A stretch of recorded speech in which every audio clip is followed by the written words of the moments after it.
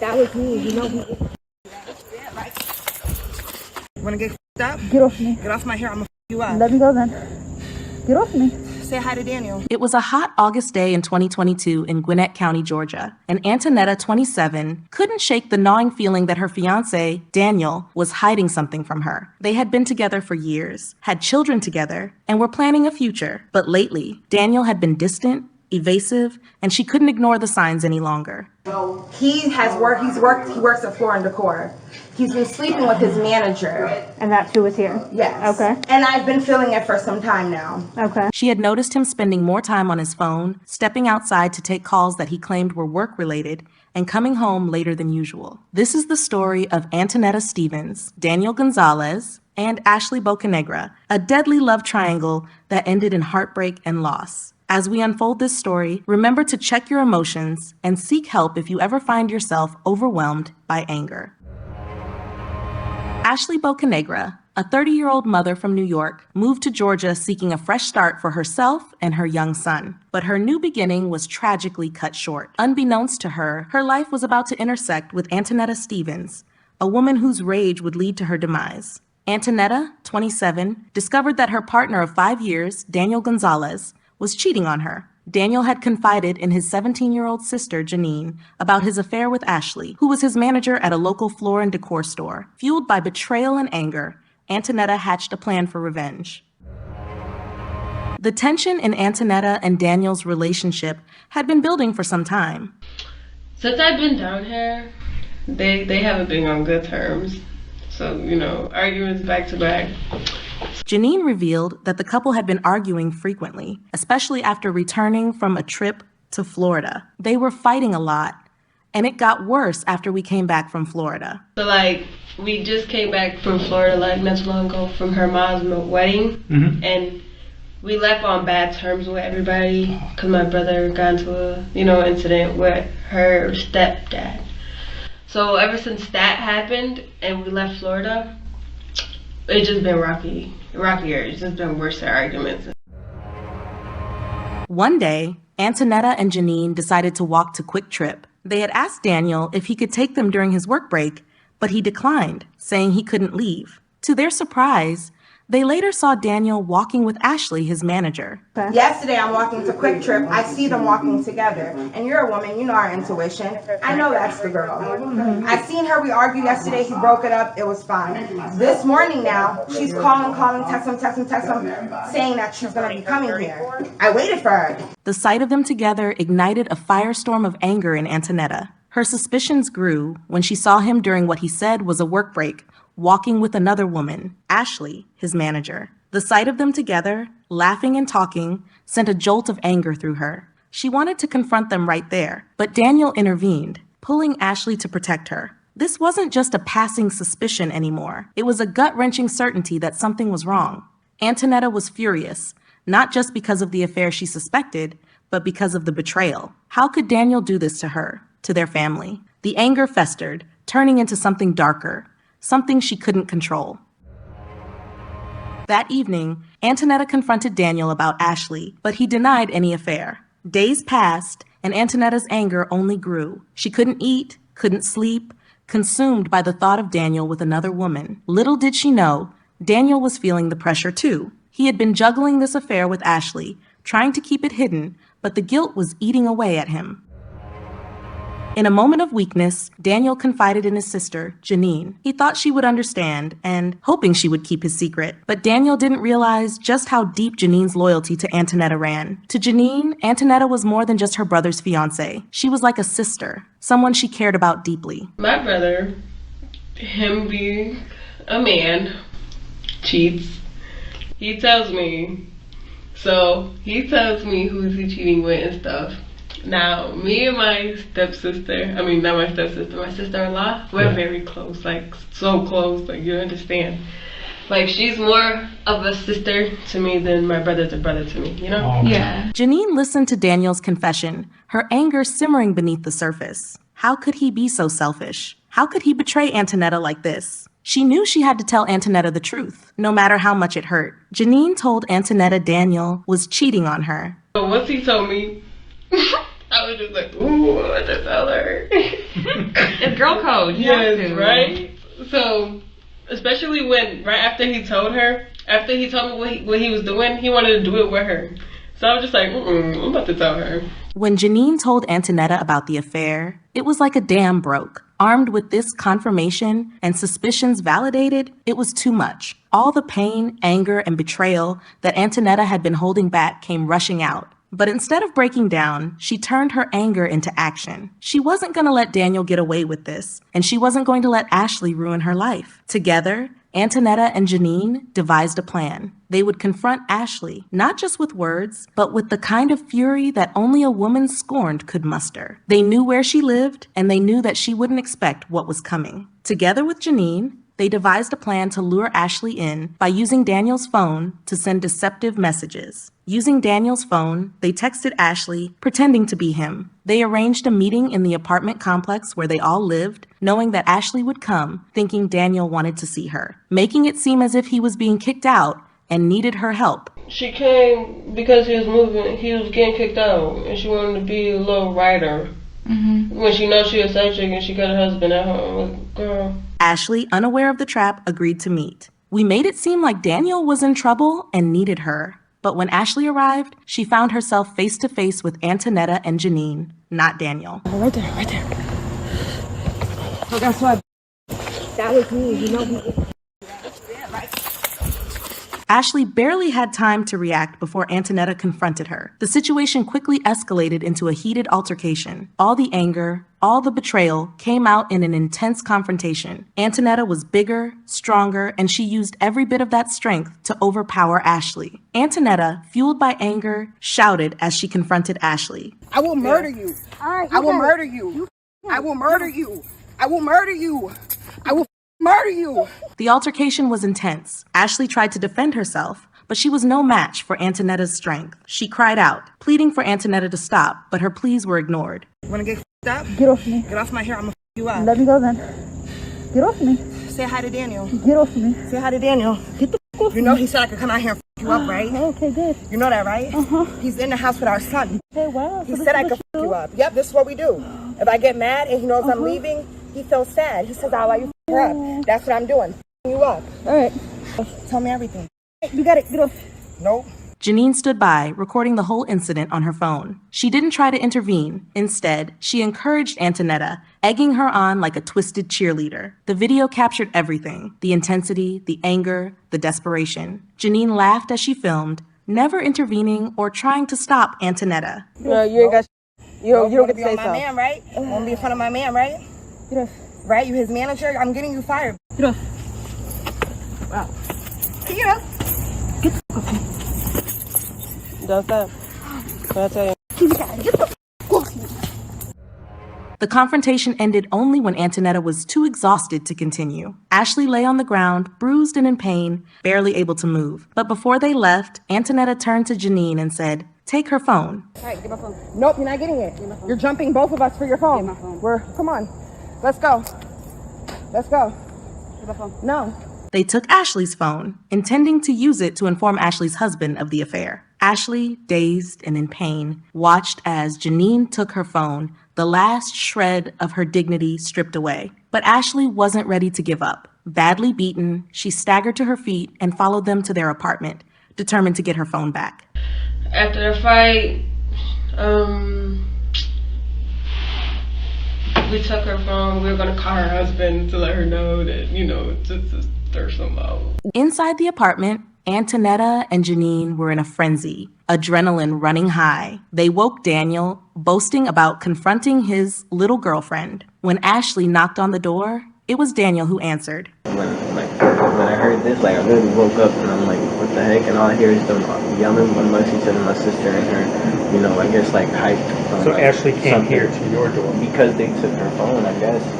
They took her phone because I got to give it back to her. Oh, they took her phone? Yes. He had been asleep during the entire confrontation, unaware of the chaos unfolding outside. But when he opened the door and saw Ashley's swollen, bruised face, he froze. For a moment, time stood still. Daniel couldn't believe what he was seeing. The woman he had been having an affair with, the woman he had put everything on the line for, was standing there, hurt and broken. The guilt hit him like a freight train, and he did the only thing he could think of, quickly shut the door on her, unable to bear the sight. I was shocked when I saw her, so I shut the door. She was hurt, so, but she knocked, I wake up, and I'm like, oh, there's knocking at the door, but I hear bickering, so I'm like, yo, y'all don't hear this door? I'm like, what the heck? I open the door, and I just see, I just closed it immediately.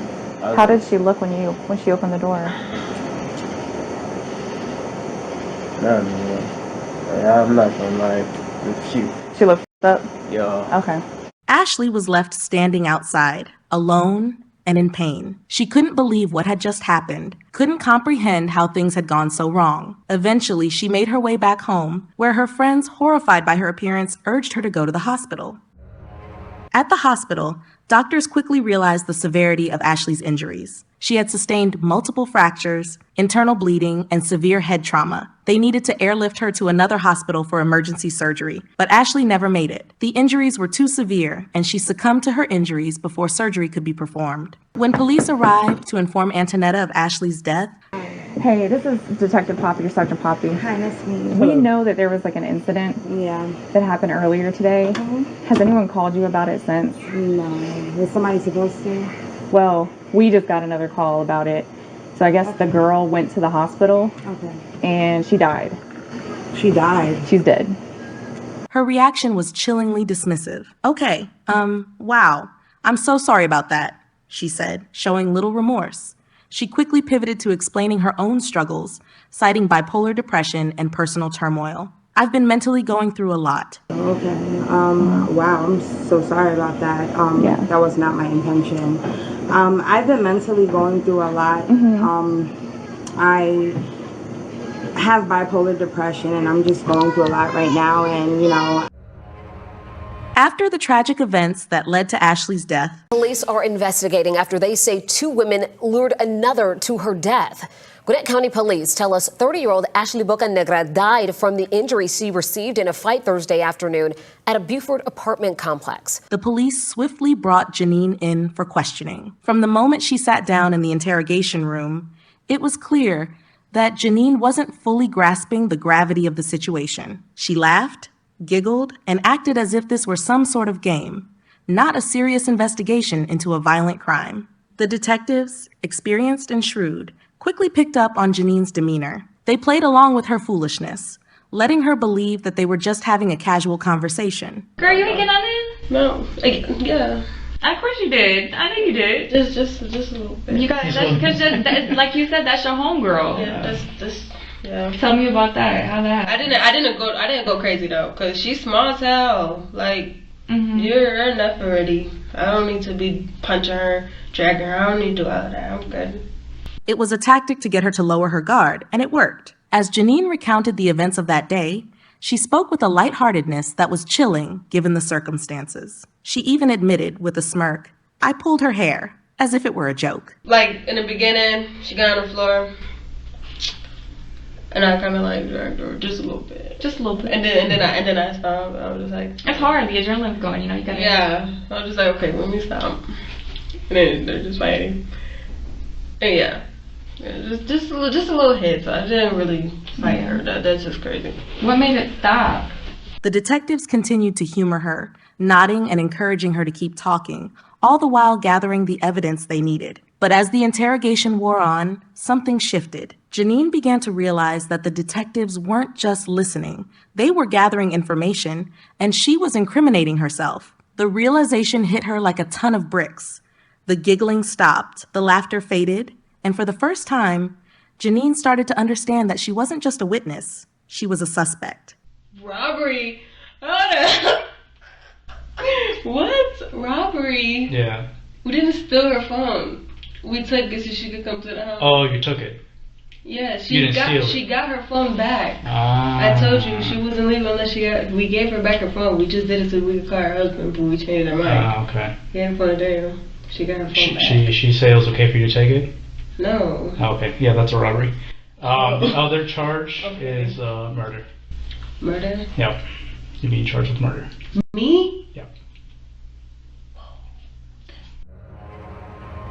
Meanwhile, Antonetta was also brought in for questioning, but her reaction was starkly different from Janine's. From the moment the police arrived at her apartment, Antonetta was in shock. She couldn't believe that Ashley had gone to the hospital, let alone that she had died. The weight of what she had done was starting to settle in, and it was overwhelming. When the detectives questioned her, Antonetta lied, trying to protect herself. She came over to my place of residence looking for my fiance. We argued. I was hit.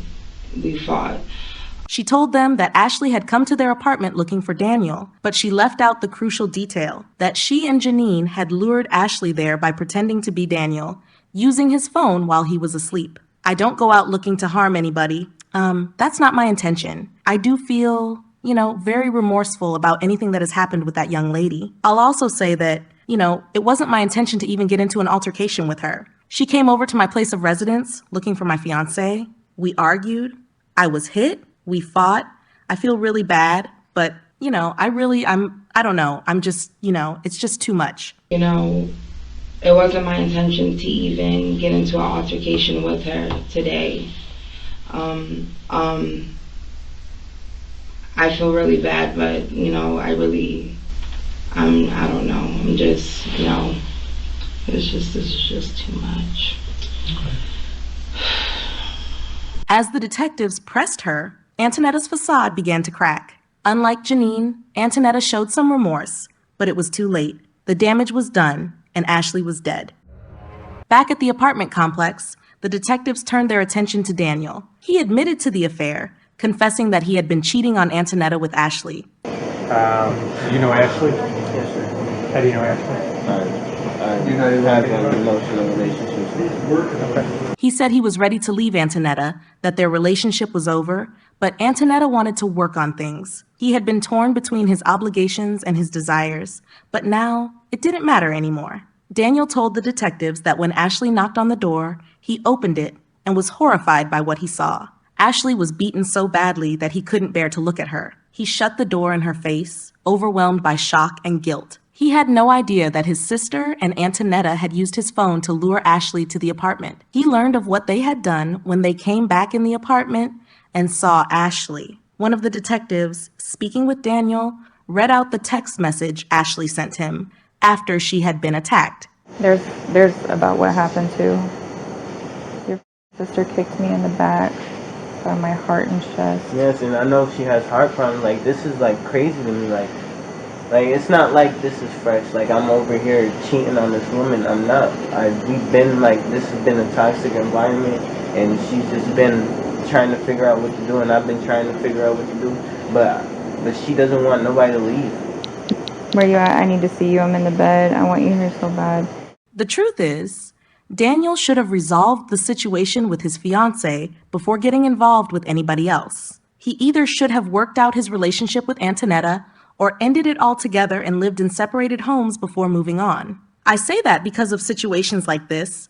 Even if they were arguing a lot, some people exist in toxic environments. Clearly, Antonetta believed Daniel was her man, while he claims to have moved on emotionally. Clearly, there was miscommunication between this couple. While the detectives were speaking to Daniel to get his side of the story, he had been informed earlier that Ashley was in the hospital. He then asked how Ashley was doing. When the detectives broke the news that Ashley had died from her injuries, Daniel was overcome with grief. The reality of what had happened hit him hard, and he realized the role he had played in the events that led to her death, even if unintentionally. Is she hurt? Let me see it. Real bad? So honestly, I'm not gonna make a show. I'm not gonna go and yell. I'm not gonna go call her. I just want to know. Well, yeah, we got a call from the hospital a little while ago, and she actually passed away. Bro, stop playing with me, No, please. seriously. Please stop playing with me. Sure. Please stop playing with me. Sit down, bro. Please sit down, stop sit playing down, with sit down, me. sit down, sit down, sit down, sit down. Please stop playing with me. Shh, breathe. Breathe. Please stop playing with me, man. I can't Breathe. Breathe. Look at me. Breathe. Always. Both Antonetta and Janine were arrested and charged with voluntary manslaughter and robbery by force.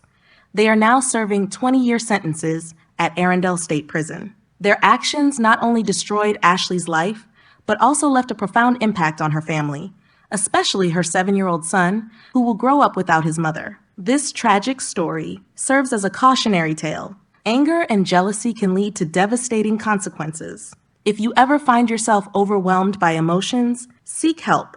Remember, violence is never the answer. Ashley Bocanegra's story is a reminder of the fragility of life and the importance of compassion and understanding. Her son will grow up without his mother, a loss that can never be replaced. As we close this chapter, let us remember Ashley and the lessons her story teaches us. May we all strive for peace and understanding in our lives. Who do you think in this tragic story had the power or influence to prevent or change the outcome of what happened? What could you have done differently if you were any one of the 4 people in this story? Please let's discuss in the comment section. Thank you for joining us. Please like, subscribe, drop a comment, and share this video to spread awareness and prevent future tragedies. Stay safe and take care of one another.